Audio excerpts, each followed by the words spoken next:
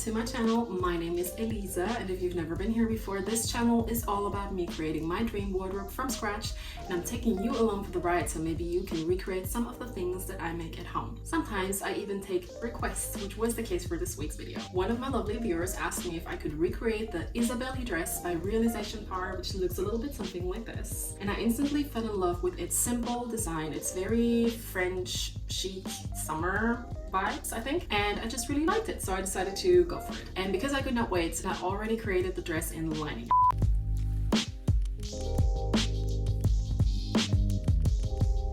I felt like that was a good compromise between making a full-on mock-up, which is something I wanted to do, but then also cutting corners and being a little bit faster. So it is a very simple V-necked dress with a little bit of a gathered bust area and a short skirt which is cut on the bias. Making this in lining first enabled me to test the pattern and then also make a few adjustments, which I now can apply to the shell. And the shell is going to be this gorgeous jacquard weave satin with this amazing floral print on it, and I've never actually used something like this. You can see that the satin has a jacquard weave, which means that there are flowers already woven into the plain white fabric, and then these beautiful fall colored florals are printed on top of that. It has a beautiful drape to it, so I think it's the perfect fabric for this dress. And I think that's everything I wanted to tell you. So let's jump straight in. Of course, first up, I'm going to show you how to make this pattern yourself at home so you can make this dress for yourself as well. And then I'm going to show you how to sew it. It's really quite simple, so I think it's a fun project. Let's go. All right, let's make the pattern for this dress. It's really quite simple. We're going to start with a basic bodice block. If you don't have something like this yet, go check out my video on how to create one for yourself. Now, I'm going to start with these two pieces, which is the front and the back, and I'm going to start by tracing them with the shoulder darts out of the way. First of all, you want to measure where your neckline is going to hit. So you're going to start at the nape of the neck with a measuring tape on yourself, and you're going to measure down to your bust line, and then you're going to figure out how high or low you want the V-neck to hit. You're going to mark that point on the center front. I then decided to measure down from my armhole on my side seam because there is a slanted effect here in the bust line. I measured down 14 centimeters on my side seam, both on the front and on the back. You also are going to measure where your neckline in the back is going to hit. For me, that was a little bit higher than in the front, probably around my arm side line. We are now also going to shorten our shoulder to make sure that the arm straps are not going to fall off our shoulders. I moved inwards by about 2.5 centimeters from the tip of my shoulder, both in the front and in the back. From there, I measured 4 centimeters towards my neck to create a 4 centimeter wide shoulder strap. And now we are going to connect all of these points.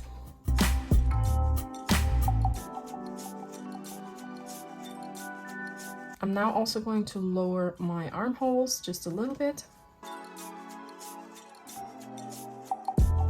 So this is the general shape that they will take eventually. However, we're not quite finished with the front. What we will have to do is we're going to make a couple of incisions here and spread it out because we need some ease in this area under the bust, because we're going to gather that up later, and now we can retrace this. How wide you want to spread it is really up to you.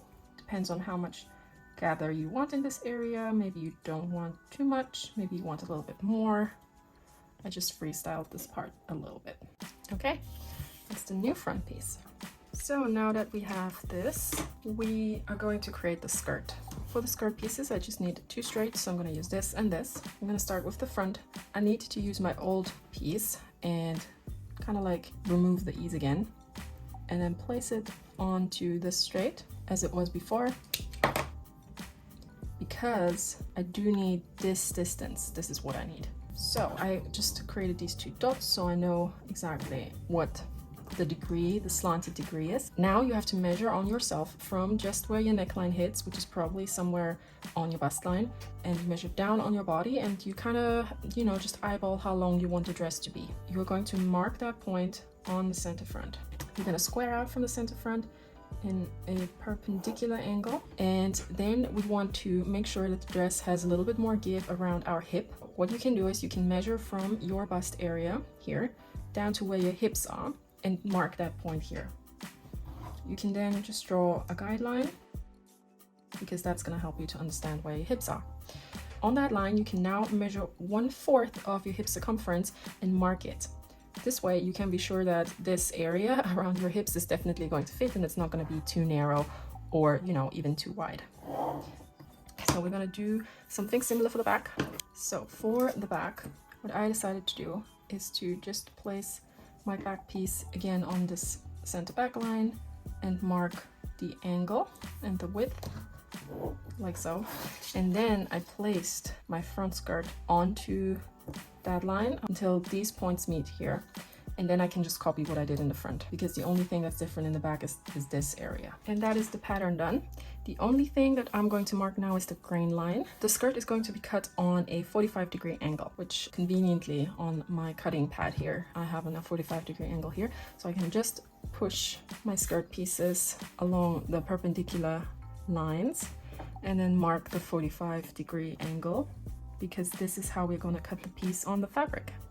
And the back and the front are going to be cut on the main grain line, which is this.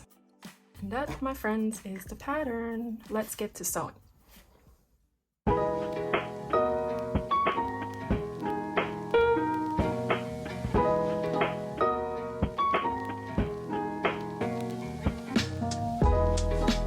So basically the way to find the bias on the fabric is to take one corner from up there where it was and then pull it down to the other side, so you have this 45-degree angle on your main grain line, and this is how you find the bias on the fabric.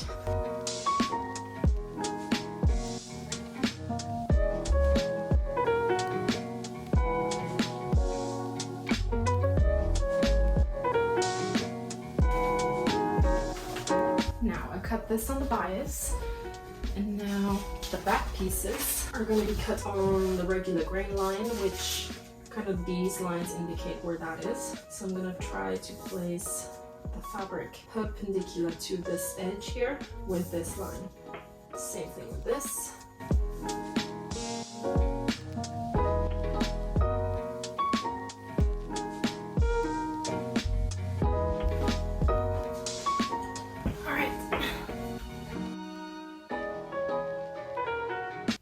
Okay, to prep all my pieces before I can assemble them, I have here my front skirt. I have to gather my bust pieces to this distance so that these two pieces match up. And that's what I'm going to do now. To gather a piece, you simply take it to your machine and you set your machine to the biggest stitch length available to you. You then sew down the area which you want to gather up, and you don't lock the beginning and the end of the seam. Once you've done that, you can then take one end of the seam and tie up the loose ends. And then you take the other side of your seam and you grab one of the loose ends. You can take the top or the bottom. Doesn't necessarily make a difference, I think. Just one of them. And then you can start to gather down the length.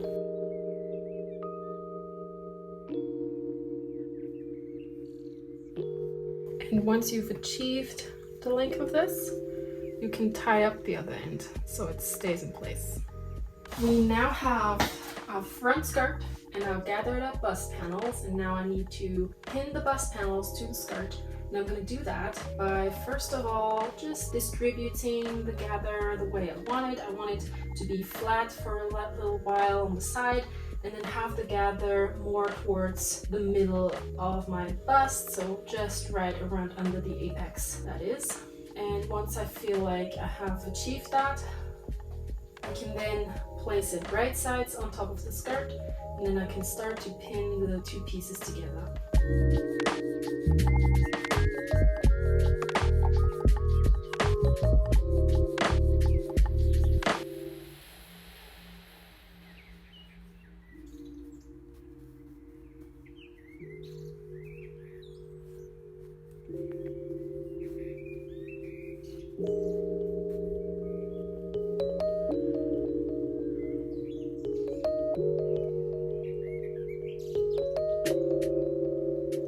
Right, so now the pieces are pinned together. This is the back. I'm going to sew these seams.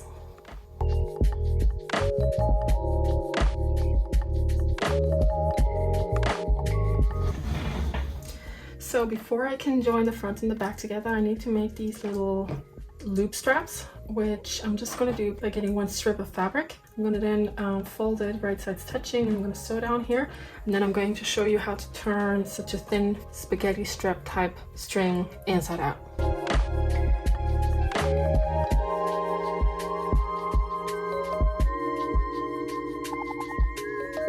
I've just sewn this strap closed, and now I'm going to take a needle with a double-sided piece of thread which is knotted at the end, and now I'm gonna just attach this somewhere here at one end of my little strap, and then I'm gonna grab the needle and I'm gonna fiddle it eye first through the strap, like going in here, and then I'll start to just guide it through to the point where I can feel some tension building, like now. And then I have to play around a little bit for the fabric to turn inside itself.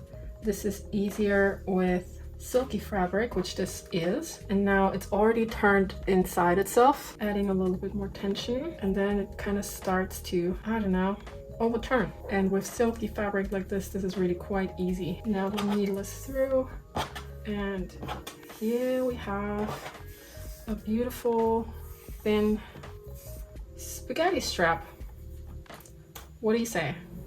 All right, so let's join all of our pieces for the shell. So we have the front facing us with the right side, and I'm placing the back on top of this, left side facing me so that the two right sides are touching. Then I grab my strings, which I need to attach in this process, and some pins.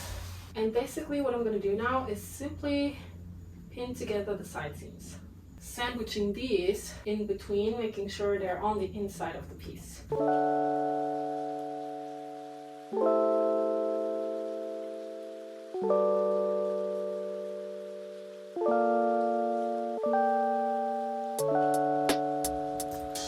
Alright, so update. We have the lining, as I've shown you earlier. We now have to open up the shoulder seams again, because this is what I have to do to be able to overturn the lining and the shell with each other.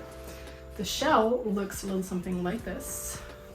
So this is the front, and this is the back. And I've left the shoulders open because, as I said, I need to leave them open to overturn the two layers with each other. And I also added those straps. As there is no zip or buttons or anything in this dress, you basically just throw it on and then you tie it together here in the back, so you have a bit of a more well-fitted dress. And now I'm going to show you how to overturn these two pieces with each other. Now, what we want is that the right side of the lining, which is this, and the right side of our shell, which is this, face each other. So take your front and place it right sides touching onto your lining. So what I've done here, just to show you, is I basically made sure that all of these layers here meet up, but they're not sewn together like this. So now I can make sure that I get in all the important nooks and crannies to sew everything that needs to be together, basically. So I'm going to start by pinning together the center front neckline.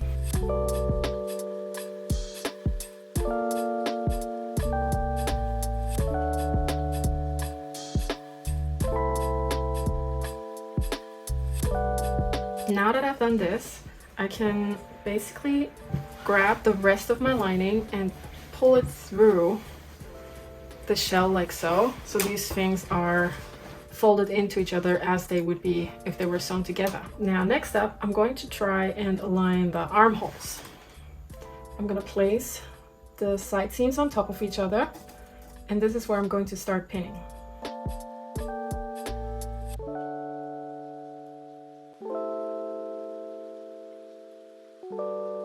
So at this point I can see that I've not cut this perfectly identical, so I will have to have a little bit of play and try to make sure that there's no puckering and that things align flat. And then also looking at the front pieces, as I can see that they're not quite matching up, I will have to do some adjusting here.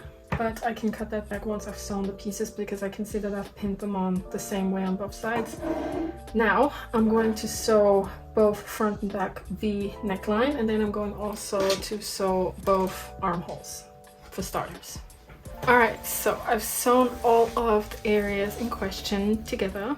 What's important is that you are taking one side of the front and one of the back, and you're aligning them and making sure that the width of your strap eventually is going to be the same for both front and back. As you can see here, I need to do some cutting back here, but I made sure that this distance for my strap in the front and this distance for my strap in the back are the same. So now I'm going to cut back the seam allowance a little bit.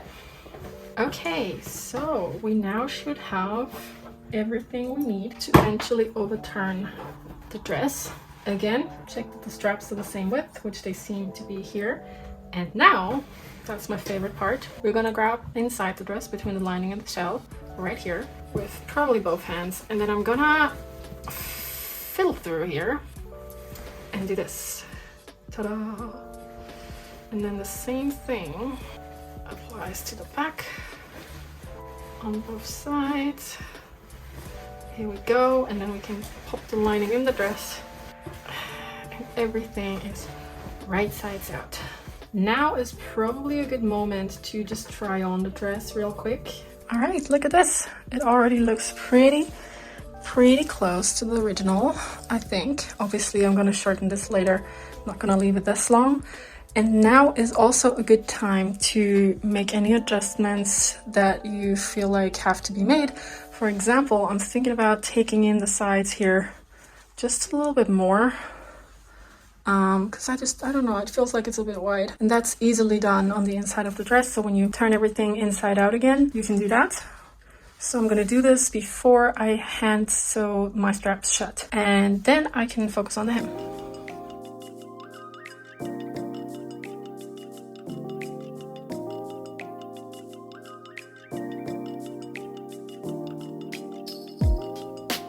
Okay, we are almost finished. I now have to close the shoulders by simply putting the back end into the front end. Well, simply is a strong word. Trying to put the back end into the front end and then folding the front end over so we have a clean seam. And I will have to pin this down and then I'll hand sew this.